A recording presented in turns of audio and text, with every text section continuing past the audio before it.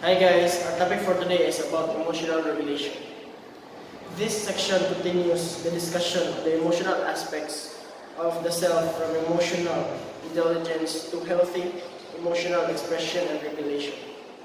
It highlights practical application of emotional intelligence to one's daily life. And at the end of this section, students are expected to, number one, describe and explain their emotional development as adolescents. Second, expound on the specific mechanisms of emotional expressions and regulation. And lastly, identify appropriate situations in which emotional regulation should be practiced. Managing and regulating emotions in adolescence. Adolescence is considered a turbulent time of development due to the biological, psychological, and social changes that adolescents experience and encounter. Part of the reason why this is a crucial point of development is the emotional growth that teenagers come to terms with.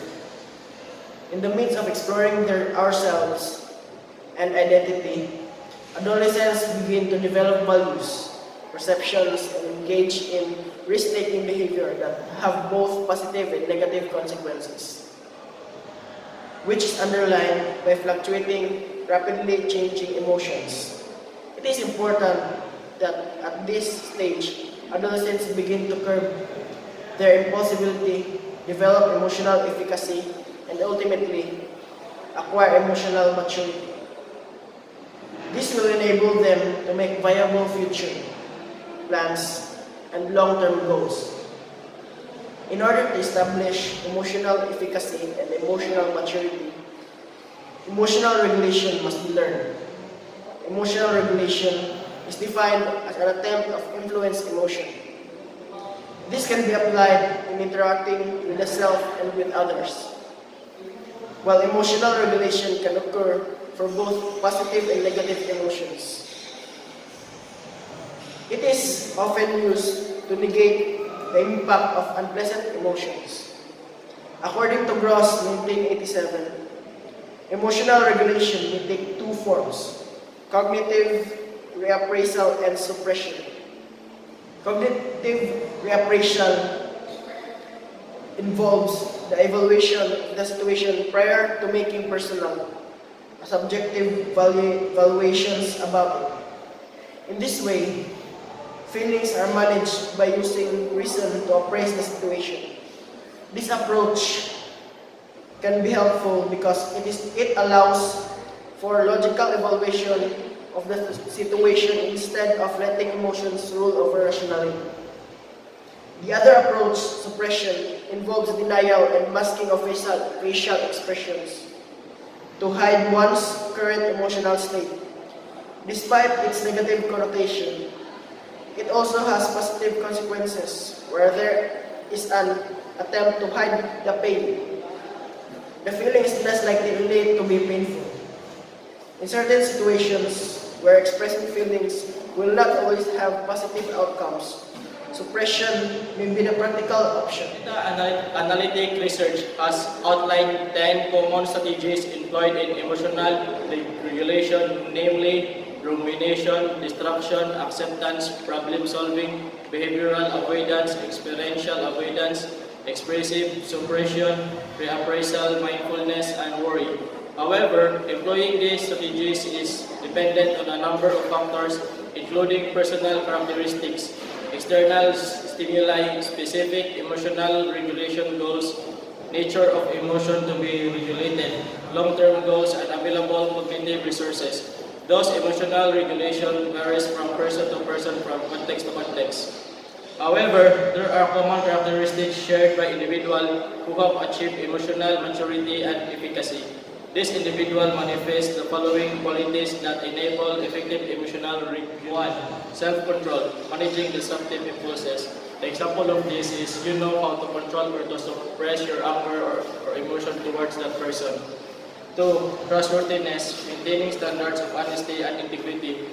The example of this is you have to trust or to share your secrets or problem to other person or to your friends.